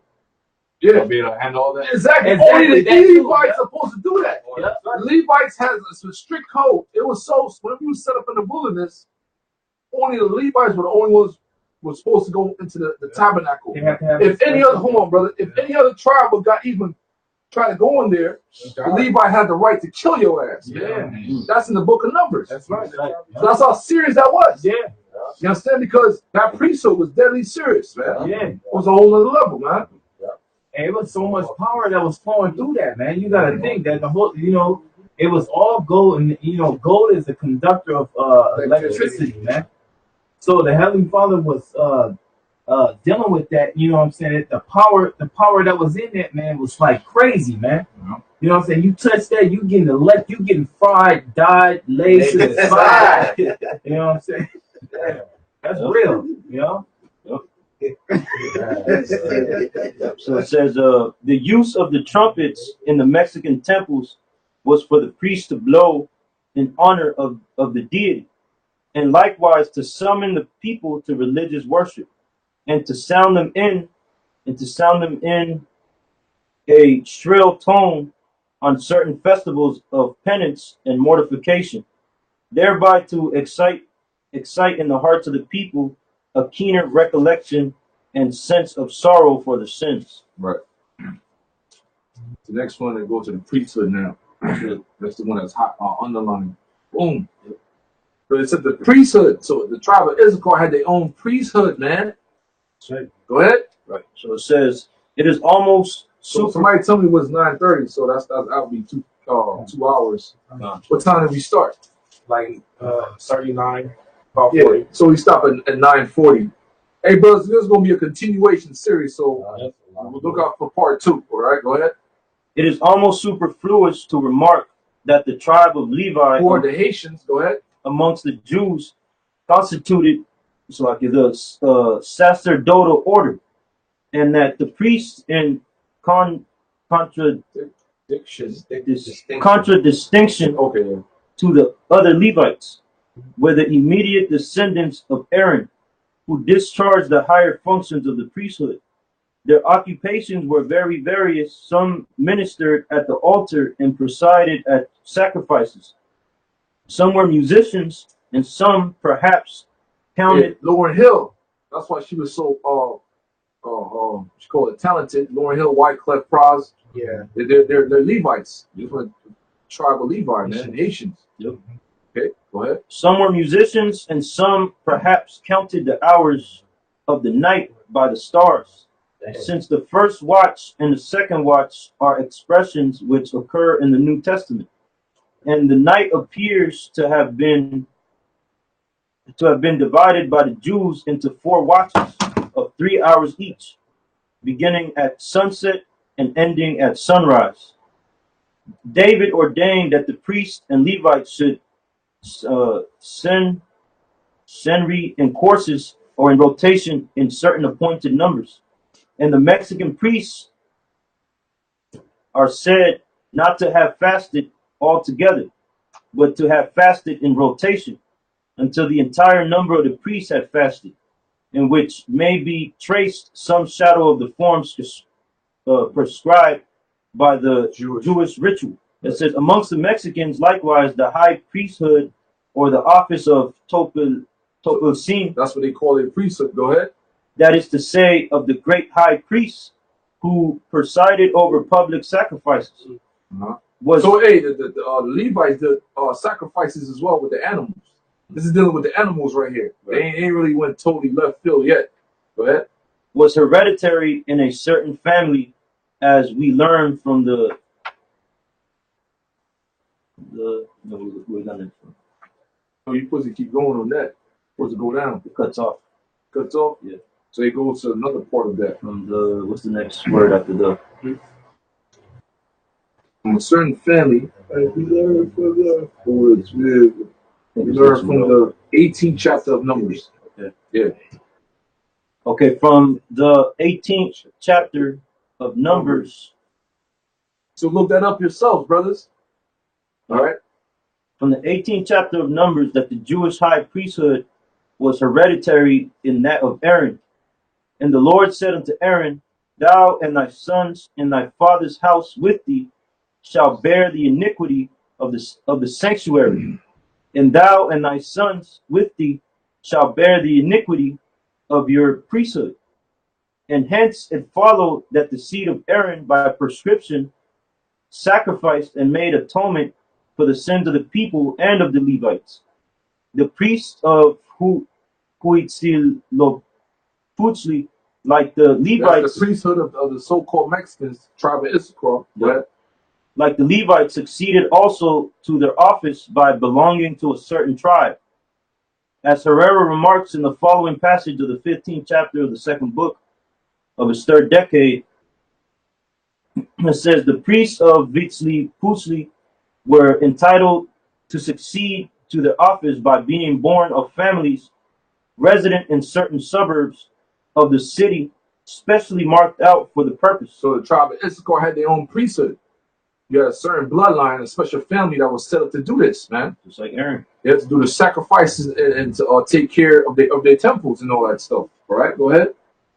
Herrera thus describes the duties and the dignity of the office of Topilcin, Historia de las Indias Occidentales, this deck 3, book 2. It says chapter 16. The dignity of officiating as sacrificer was supreme and held in great estimation, and hereditary in the manner of feudal title. And he who opened the breast of the victim was reverenced as the high priest, and his title was Papa. It says, and Topilcin. His dress was as scarlet vest resembling a robe with open sleeves, to which were fastened fringes as a border. That's the law. That's the law. That's the law. That's the law, man. So they kept the law. That's right. All right. So the next one is down the same 22nd chapter, Deuteronomy. Oh, what's it? And pursuing a few verses lower. Find that. What time we got? There you go. Roll that up. So we jumping. You know, this thing is few things we want to point out to the audience, man. Go ahead.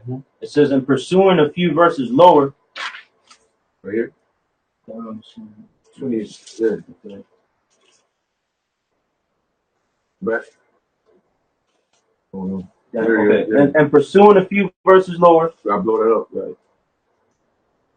okay, and pursuing a few verses lower, down the same 22nd chapter of Deuteronomy, we come to another precept which we find from the indubitable testimony of their own paintings that the Mexicans followed more scrupulously than the Jews of the Middle Ages, who were laughed or persecuted out of some of their prejudices by Christians.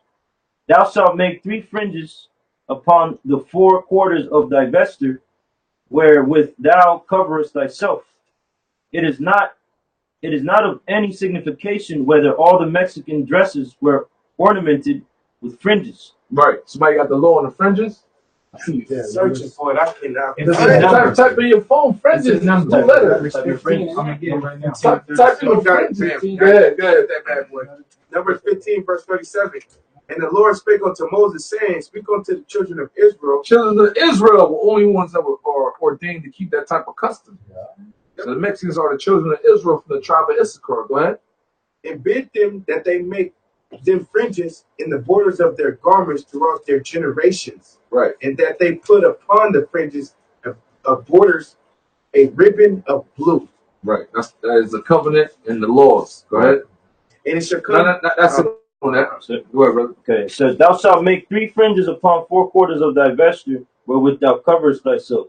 It is not of any signification whether all the Mexican dresses were ornamented with fringes, provided ornamented with what? With fringes.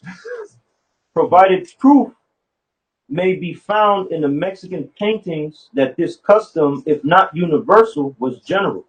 So they all did. Right. They all kept.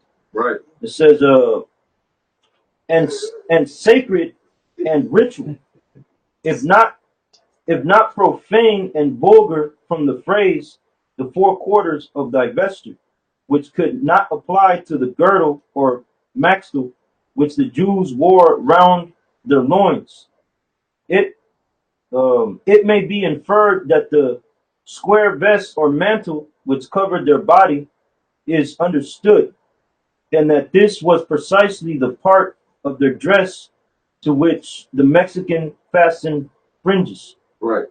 You know, hey, so it's telling you that the Vatican got pictures of all this, man. They got images of these things. You know? The Edomites, the pinche gringo, okay? Yeah, hiding that shit. Yeah, go ahead. It says, further arguments may appear unnecessary to establish the fact that in military matters, as well as in their civil institutions, the Mexicans resemble the Jews. Who are us? The Negroes, Latinos, Native Americans, Seminole Indians, West Indians, and Haitians, man. Not them gutter rats, okay? But another analogy may still be pointed out in reference to it being customary with the kings of both nations to entrust to a subject the supreme command of the army. Since the title of Tlacateccal in the Mexican army seems to have been equivalent to that which Joab and Abner possessed. Yeah, the captain. Under Saul and David in the army of the Jews. Yeah. What time we got? What time is it? Still got 20 minutes. 20 more minutes. All right, so next one. I still got the one that I'm holding both one. Probably going to have to do that next go round, brother. So the extreme. 14, yeah. Next one. 16.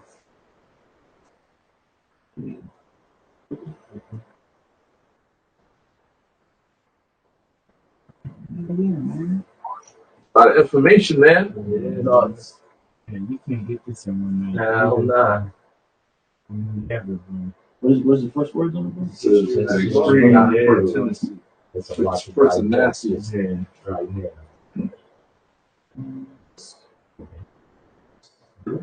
You must be feeling groovy over there, huh? It's here groovy. Showing me this name. So that's probably the second. Oh, you finished. That's the second part. Yeah. Oh, okay. That's the second part. Yeah. Precept Go ahead, brother. chapter 3, verse 5. It says, and the Lord spake unto Moses, saying, Hold on. They back on us? Yeah. All right, yeah. So they're talking about the fringes. So these are the fringes, man. Y'all brothers hold up your fringes, all right? Yeah. These are the fringes, okay? Where your fringes? Where your fringes at, son? Where your fringes at? All right? So that's how the priesthood of the tribe of Issachar, everybody kept accustomed to these garments and their fringes, all right? The Heavenly Father is dope, man. Hey, Yahweh Shai dope, man. Hey, Nation Israel is dope. Ain't gonna get doper.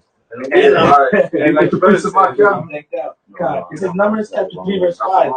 It says, and the Most High spake unto Moses, saying, bring the tribe of Levi near, and present them before Aaron the priest, that they may minister unto him.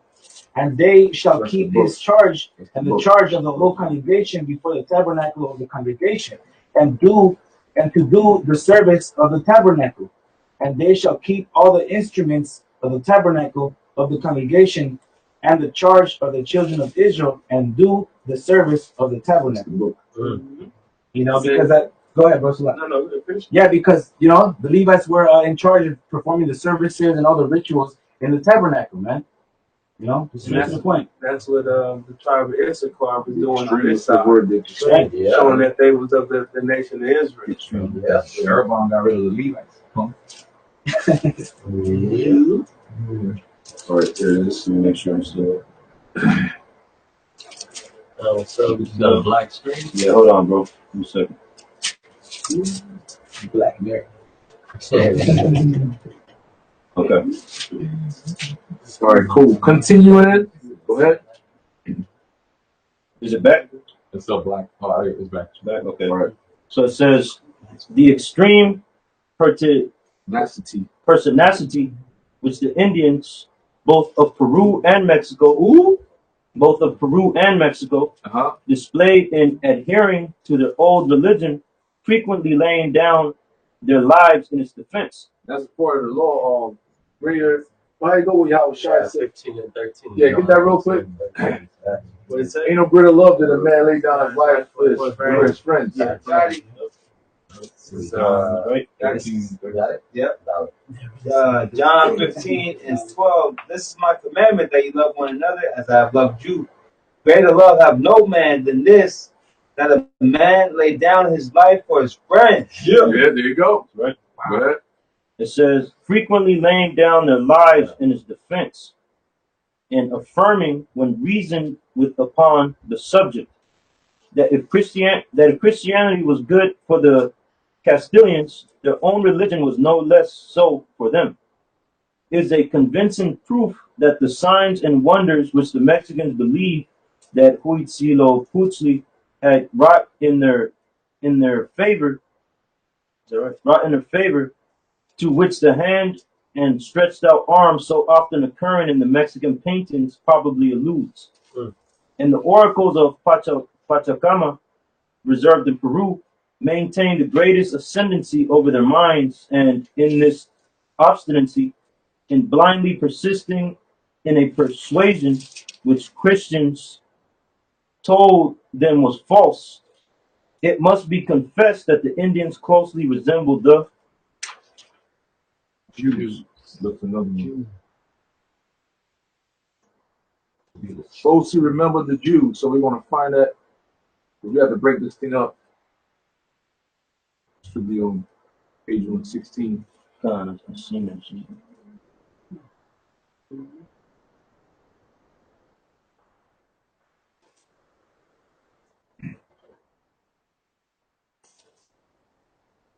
Fuck your brothers, we're trying to find this thing real quick.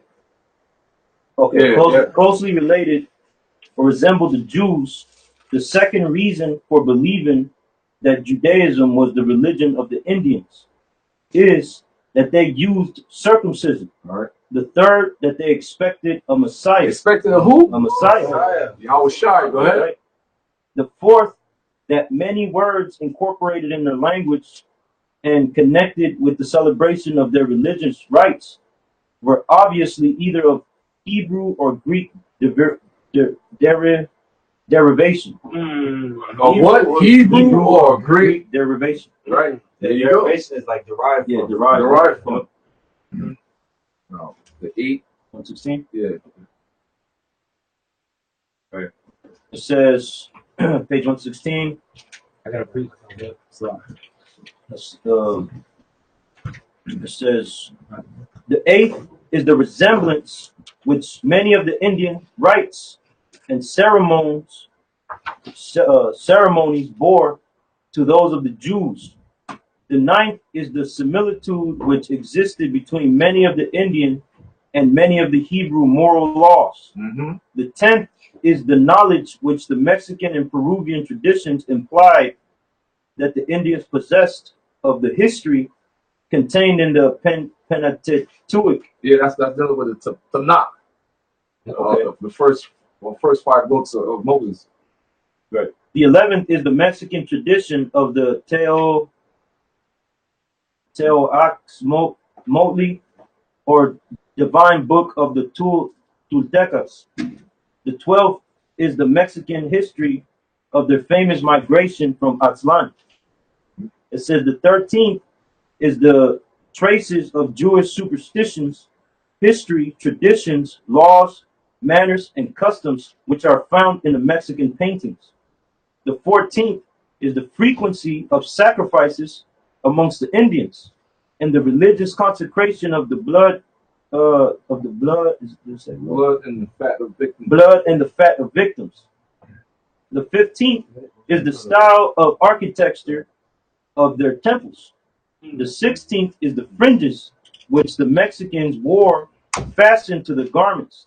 The 17th is a simplicity. Similarity. Oh, Slakia. The similarity in the manners and customs of Indian tribes far removed from the central monarchies of Mexico and Peru, but still within the pale of religious proselytism to those of the Jews, which writers who were 110 Spaniards have noticed, such as Sir William's Penn, who, recognizing a probably fanciful likeness between the features of Indians and Jewish children, says, when you look upon them, you would what does it say next, bro? Oh, say that report. It says you would, and she froze.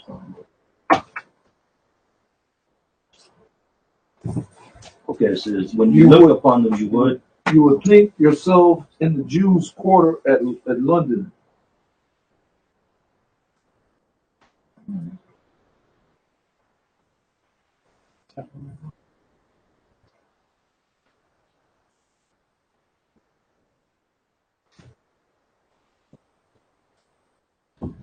Right.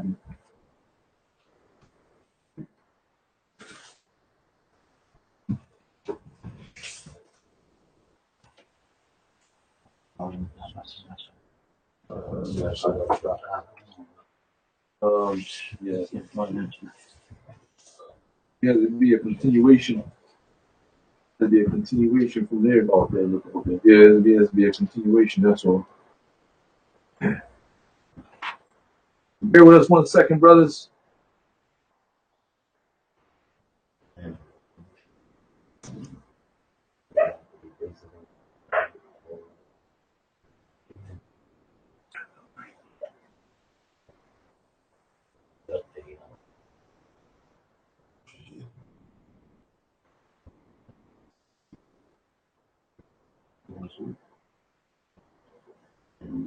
It's too much money. I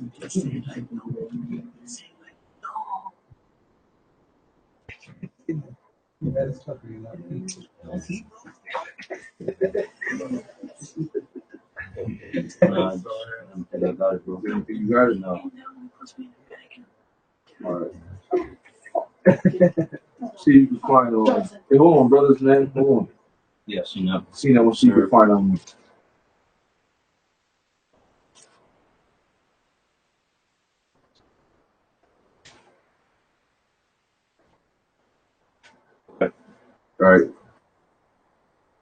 All right, so moving on, it says, the English in America, page 156, it says, if Sir William Penn had had an opportunity of beholding on what purple throne the sovereigns of Peru and Mexico sat, he would perhaps have exulted less at the idea of the Jews having miraculously passed from the old continent to the new.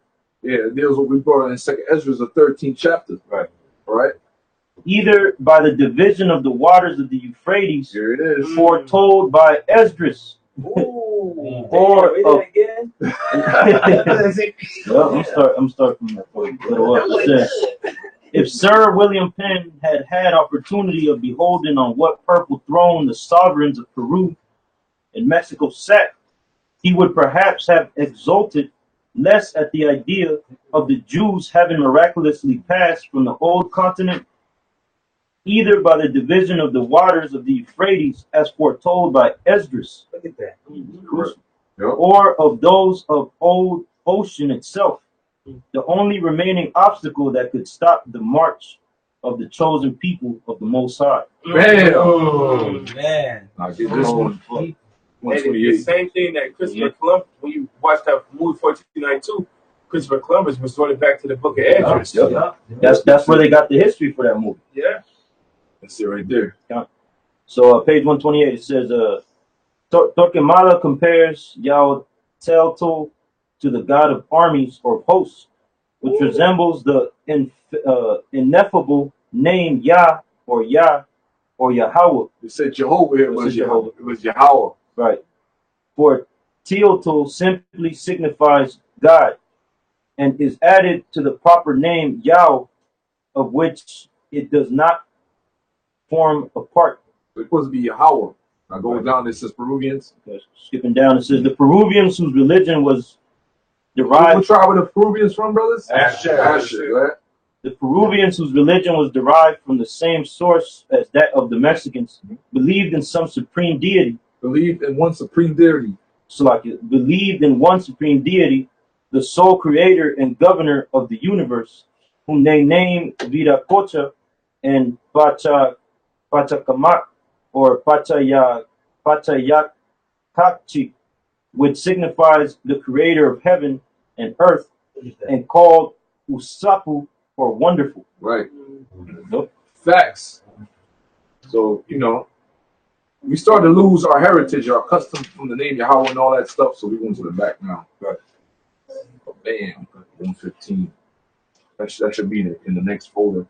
Okay. Which is the dress and customs. Yeah, that's it right there. Okay. There it is. All right.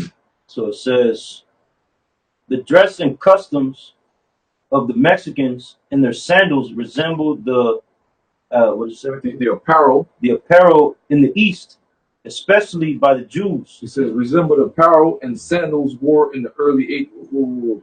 Kind of like cut off. Okay. Yeah, I see what you're saying. It's like two parts to it. Yeah. So the dress, I'm gonna read it. Okay.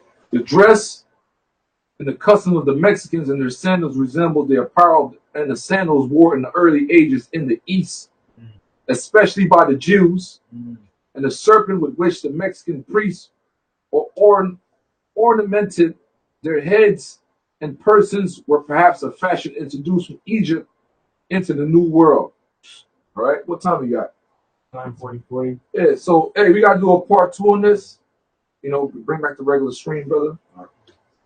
Bring back the regular stream. We're gonna do a part 2 on this. Go over next week or the week after. Regular screen, okay? Yes, with respect. So, hey, man, I hope you brothers are edified. So, hey, man, the Northern Kingdom are our people. All right? That's our people, man. The Latinos, Native Americans, single Indians, we got more info for your ass, man. Yeah. We're not done through the spirit of power, y'all, by Shimmy Shai. So, hope you brothers are edified. Much love, honor, respect to all the Akim out there. The boss, the apostles, the elders, are teaching this truth. The body Yahweh Shimmy Shai. Want to say Barakatah Yahweh. Barakatah Yahweh. Barakatah Yahweh Shai. Barakatah Yahweh Shai. Barakatah Yahweh. Barakatah Yahweh. Barakatah Yahweh Shai. Barakatah Yahweh Shai. The water. Yahweh. Yahweh. Bashim. Yahweh Shai. What?